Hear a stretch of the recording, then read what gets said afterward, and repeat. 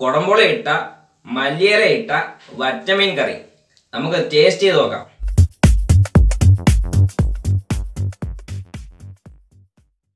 Hi friends, എല്ലാവർക്കും പുതിയൊരു വീഡിയോസിലേക്ക് സ്വാഗതം.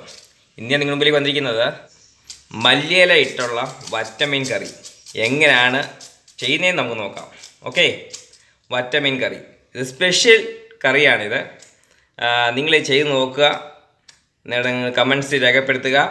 ഓക്കെ, നമുക്ക് നേരെ വറ്റമീൻ കറിയിലോട്ട് പോകാം. അതെങ്ങനെയാണ് ചെയ്യുന്നതെന്ന് നോക്കാം.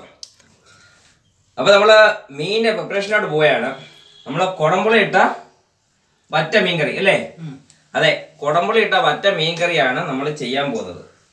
അതിന് പ്രത്യേകത എന്ന് പറഞ്ഞാൽ ഇതിനകത്ത് മല്ലിയില ചേർക്കുന്നുണ്ട്.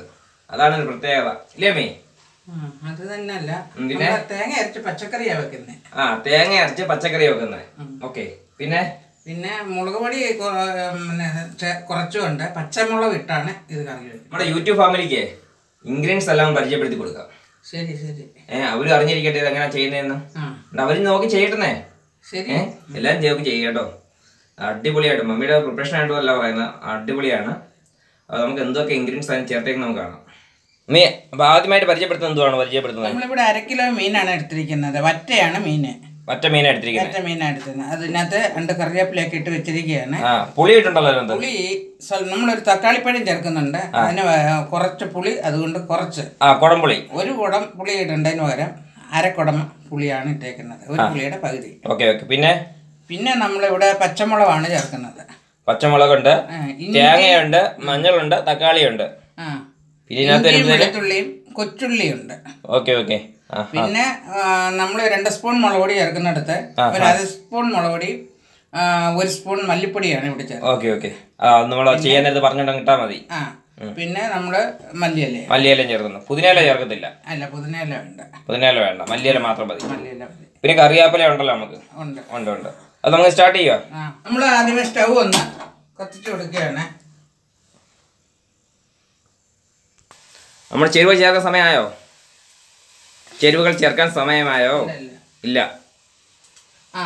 നമ്മുടെ കൊച്ചു ചീനിച്ചട്ടിയിലെ വെള്ളം പറ്റിയിട്ടുണ്ട്. നമുക്ക് അതിനകത്തോട്ട് 2 സ്പൂൺ വെളിച്ചെണ്ണ ഒഴിച്ചു കൊടുക്കാം. അതെ, വെളിച്ചെണ്ണ, കോക്കനട്ട് ഓയിൽ. അതോട്ട് നമ്മൾ എടുത്തു വെച്ചിരിക്കുന്ന ഇഞ്ചിയും വെളുത്തുള്ളി കൊച്ചുള്ളിയും കൂടെ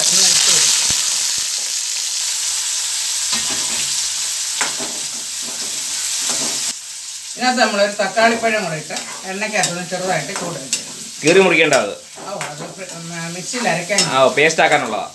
ഓക്കെ.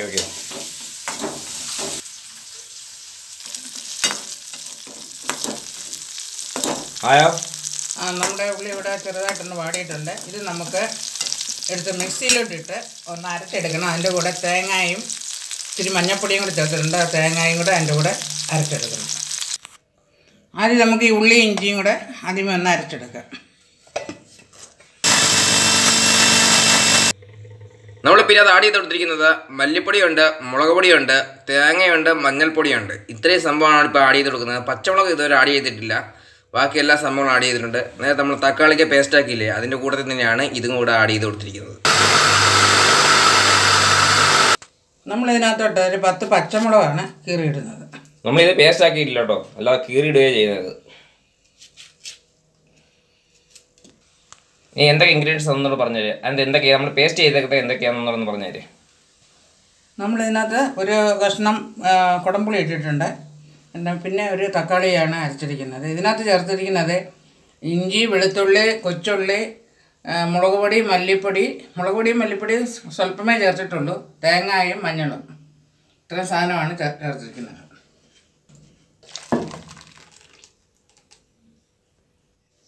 നമ്മളിവിടെ സ്റ്റവ് നമ്മൾ ഓൺ ചെയ്യുകയാണ്. ഇതിനകത്തോട്ട് നമ്മൾ സ്വല്പം ഉലുവപ്പൊടി ഇട്ട് കൊടുക്കുന്നുണ്ട്. ഇതിനകത്തോട്ട് ആവശ്യത്തിന് ഉപ്പും കൂടെ ചേർക്കും.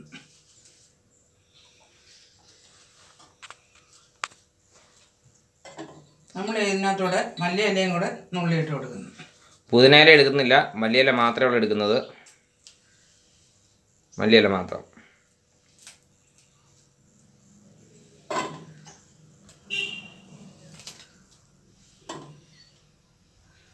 നമുക്ക് ഈ മീൻകറി ഒരു 15 മിനിറ്റോളം അടുപ്പത്ത് ഇങ്ങനെ തിളച്ചിരിക്കണം. അത് നമ്മൾ അതുവരേക്കും ഒരു അടപ്പ് വെച്ച് അടച്ച് വെക്കാം. ഇവിടെ ഇരുന്ന് കിട്ടില്ലേ? 15 മിനിറ്റ് കഴിഞ്ഞിട്ട് നമുക്ക് വന്ന് നോക്കാം. അതെ, ഇവിടെ ഇരിക്കട്ടെ, ഇവിടെ ഇരുന്ന് തിളക്കട്ടെ. തിളച്ച് പറ്റണം. ഓക്കെ, അപ്പോൾ നമുക്ക് തുറന്നു നോക്കിയാലോ ഇത്? തുറന്നു നോക്കാം.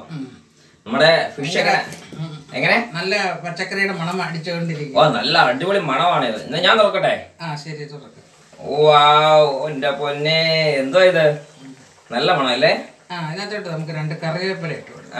എണ്ണ അടിക്കേണ്ട പരിപാടി ഇല്ലേ? ഉണ്ട്, പച്ച വെളിച്ചെണ്ണ ഒഴിക്കണം. എന്നാലും മേടി അത് തെളിഞ്ഞു വരത്തുള്ളൂ. അതിന്റെ പച്ച വെളിച്ചെണ്ണ മണമൊക്കെ അടിക്കുമ്പോഴാണ് സുഖം. വേറെ ലെവൽ തന്നെ അല്ലേ? പിന്നെ മണം എടുക്കുന്നുണ്ടോ? 2 സ്പൂൺ പച്ച വെളിച്ചെണ്ണ ഒഴിച്ചു. ഇനി അടച്ചു വെക്കണോ ഇത്? ഇനി അടച്ചു വെക്കണ്ട. ഇനി അത് തെളിഞ്ഞു തന്നാ അതില്ലേ?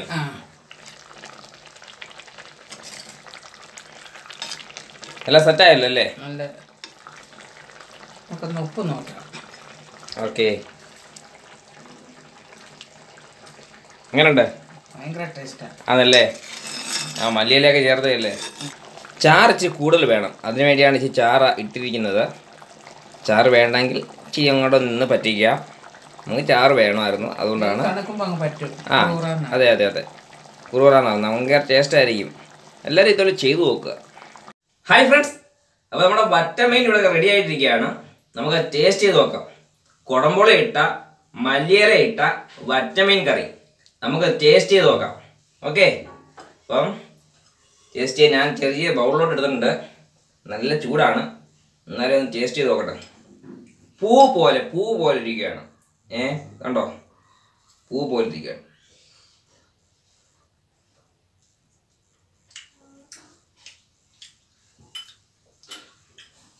അതിന് ഇച്ചിരി ഗ്രേവിയും കൂടെ. അടിപൊളി. അപ്പൊ ടേസ്റ്റ് ചെയ്ത് നോക്കണോ? തരാമല്ലോ.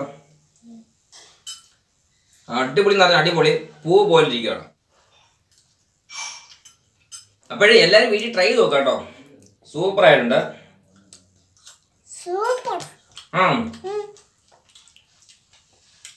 മസാലയൊക്കെ നല്ല പിടിച്ചിട്ടുണ്ട് അതിനകത്ത്.